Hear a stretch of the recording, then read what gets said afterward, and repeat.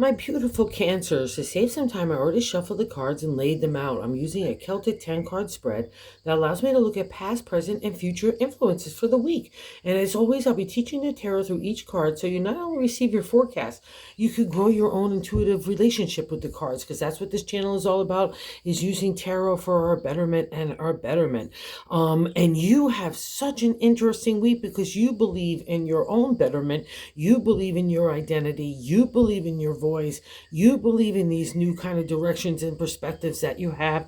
So don't undermine your own authority, don't undermine your own self-confidence with the narrative from other people and situations, especially from the past. You're lingering a little bit too much there, Cancer, this week. I know you rule that area, but I want you to make sure that you're positioned forward if you're doing a reflection backwards, okay? Because there's a new you emerging, and I'm really digging it, and it needs to have its full attention on what's going on. I just don't want you to get undermined by your own kind of narrative of competition, jealousy, maybe even a little bit of revenge, or a little bit of lost love. Any of those reflections that are touching you, you need to push those aside and be able to just say, okay, that's what it was. This is what it is.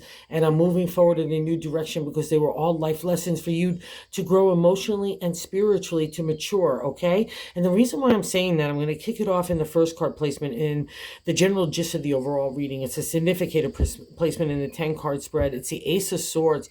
It's like the upsurge of energy and intelligence, analytical thinking, strategy, our thought process. But most importantly, it's for ourselves, for the way that we want to live our life, who we want to love, how we want to work, how we want to just exist, our voice, our identity. All to the ancient tarot was the emergence of the ace. And this usually appears for me in a reading after a really tough time of that emotional and spiritual enlightenment, where you're gaining that maturity, you're gaining that insight and perspective. And it's never an easy journey, especially with the swords, because it's about us.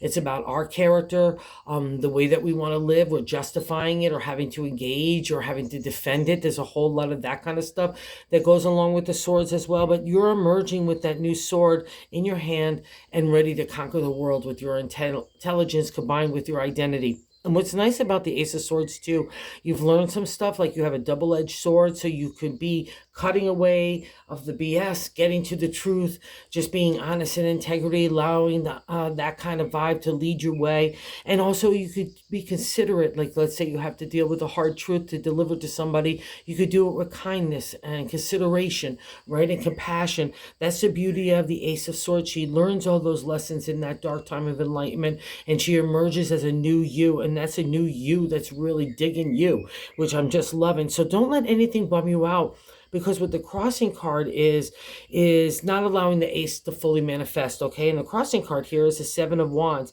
Seven is the seeker, the contemplation, meditation of new moves in the area of the creative here, but it also means competition, a little bit of conflict. Maybe we're having to justify our ideas or our positions or our point of views. Or maybe we're starting stuff and we're putting an idea out into the real world, or our intellect, or like whatever the way that you're applying that intelligence.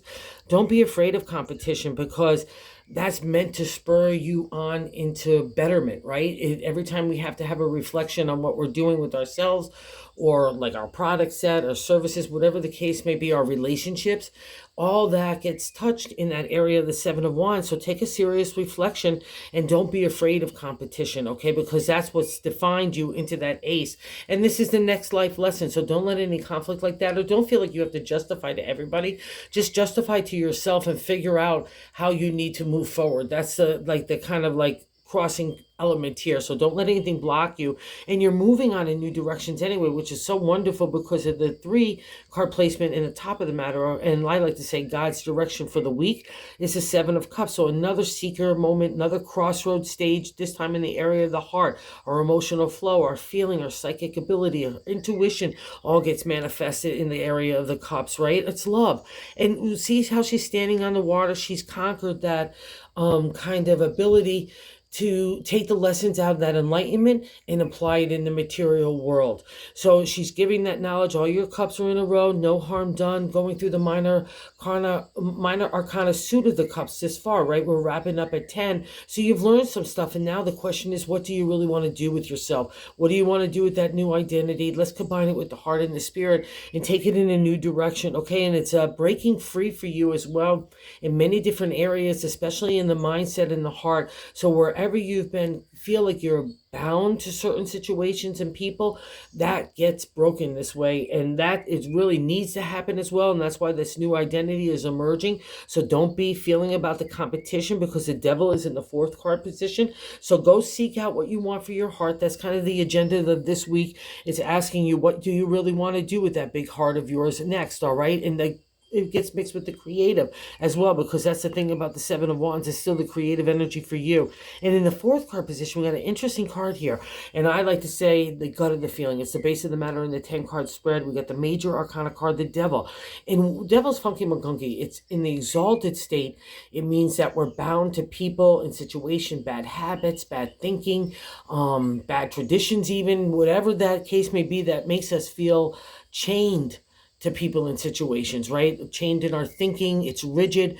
But the ironic part is these guys that are the people representing us with the devil feel like they're changed, but it's not locked. It's our self involvement in staying in that situation or with those people. That's the thing about the devil. We could also look at other people like the devil. You know what I mean? So if there's any reflection like you don't get into that, because that's not your domain. It's that's God's area for karma and revenge and everything, or justice if you're looking for it.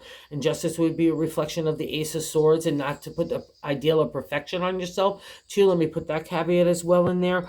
So wherever you feel like you need to break free of old type of thinking, old type of habits, old type of anything, people too, do so, because in the non-exalted state, that's exactly what we need to be aiming for. In the major arcana card is the devil. We need to be our own people, and that would be definitely an affirmation, the Ace of Swords, that's doing that. And you're coming out of that time of just really kind of looking at what you want to do with your heart. There's been a lot of stuff that's been going on that makes you realize that life is really precious. It's a blessing, and you want to move on in a new direction that's really makes you happy, your heart happy, and your identity and your intelligence happy too. It's the whole kit and caboodle for you. And I'm saying that because in the fifth card placement of what's leaving out of your life in that placement is the Lover's card, another major arcana card. And the gist of it is, what do you want to do with your heart? When you were younger, certain characteristics and different things like attractiveness or, integrity, whatever the case may be, came into play. But now as you get older, other things come into play, maybe more integrity, more character, more heart, all those things. It's asking you, what do you really want to do with your heart? Where do you want to give it out? Where do you want that emotional flow to happen for you, Cancer? Because that's kind of your domain as well. When you're a happy little crab, that's really flowing beautifully. So that would be the exalted state of the Lovers. You're getting that balance back in your life. So make sure you got that, but I'm not sure if you do completely, okay? Because why I'll say this is in this 6-card placement is what's happening right now. Is the 6 of Cups. Oh, 6-6. So 6 is a celebratory state in numerology and tarot. In the 6 of Cups, it's a celebratory state in the area of the heart, right? That emotional flow.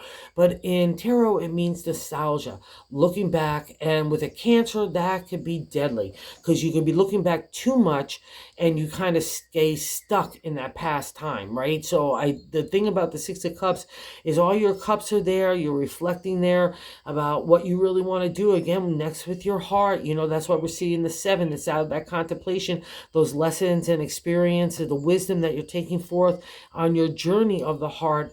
Like, how do you want to apply it? That's why you're coming out of that Lovers, and it's asking you now to put all that emotion and feeling into what makes you really happy. But do not wallow in the past, or do not look at the past as an evil or something that wasn't helpful for you, or anything those other, or even people in situations like that. It's not going to serve your betterment, and it's definitely not going to be able to move you forward. So that's maybe why that card is appearing. So let all that kind of stuff that doesn't serve you from the past, take the good stuff, move it forward, take those good memories and remembrance and those lessons that really apply to make you grow emotionally and spiritually and of the heart. That would be a reflection of the 6. So use it for your benefit. All your cups are there, so no harm done in that past reflection. And what I have, that's why I just have to say that It's the seventh card is the way we're feeling about ourselves. So the Ace of Swords is that overall gist of the reading, that significator position. But the seven is how we're feeling about ourselves. So we have another major arcana card here sitting next to these kind of guys right here. So the Magician. The Magician is really cool in tarot. So major arcana is a life lesson. So the Lovers is obviously in the past reflection that you've been doing. The Devil is kind of now because it's asking you to look at everything right now, see what's holding you in a bound situation that you need to break free of, right? And the Magician is there to remind you he's the number one card in the major arcana. He follows the Fool. The Fool emerges out of that spiritual maturity, like out of the water of enlightenment and spiritual maturity as well, and coming to like a naivety, going forth with excitement and enthusiasm to like go on an adventurous journey of life, right? Let's see where it takes us. And a magician comes along and say, hey, fool, you're no fool at all. You've got some great things about you. You've learned some lessons in that dark time, and you're coming out with that fresh spirit that God has given you. And I'm here to tell you, you're like the alchemist of the major arcana. You have the skill sets of intelligence of the swords, the wands, creativity, the money of the pentacles, and the heart of the cups, right? Okay. And also too, you have a little extra protection. He's the magician for the magic for you. You have a little magic and stardust about you, and your endeavors and your ideas are putting your heart out there, wherever that case may be. You've got that little shine about you, but also too, the magician gives you protection. If you're dealing with kind of shady people or in situations that would be a reflection of the devil, or you need to move away from that, or you're keeping secrets close to your chest that you're not ready to unveil, that's all there for your betterment as well. The magician gives you like a kind of a smoke screen, a fog that people go down the other path, so you could go down a different way to move forward in your own life, wherever that kind of unveils for you, okay? Especially with that identity and that new movement forward, all right? Okay, so he's a great guy. He's there for your favor, all right? So use him to anywhere that you need to. And also, too, I'll say this, don't feel badly about it, too, because sometimes, so Cancer kind of rules secrets a little bit, and you always are playing things close to the chest, but, don't feel badly about it. Again, when he appears, it's to remind you that you've got all the skill sets to do anything in your life that you want to apply that identity and intelligence with. And it's so nice too in the eighth card position how other people view you. Even in that position, it's the Nine of Cups. So we're wrapping up the journey of the heart, right? So let's not linger in yesterday because we're coming to an end part of the 10 numbers in the minor arcana of the suit of the heart, the cups, right? But the Nine of Cups has a great little stardust itself. It's the wish card in tarot, and you don't get to the wish card unless you've been a good egg and good intention and trying the very best. So people look at you as someone that's getting their wishes come true.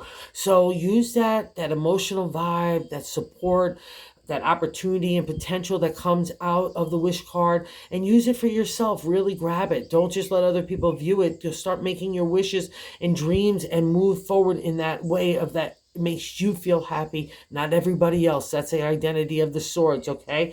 And I'm going to validate that as well in the ninth card position in our hopes and fears. We've got the Four of Cups.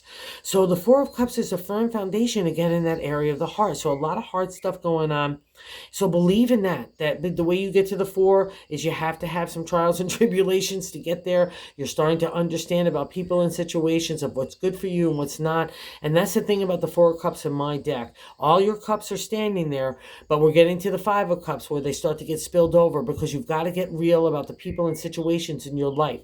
You can't listen to other people's points of view that don't further your emotional support forward, that don't give you emotional support just in your ideas and your identity and bringing yourself forth, or helping with competition, anywhere that it's not feeling like a groovy vibe, or people are putting their input and their opinions but really are just not being helpful. They're just being maybe judgmental and critical.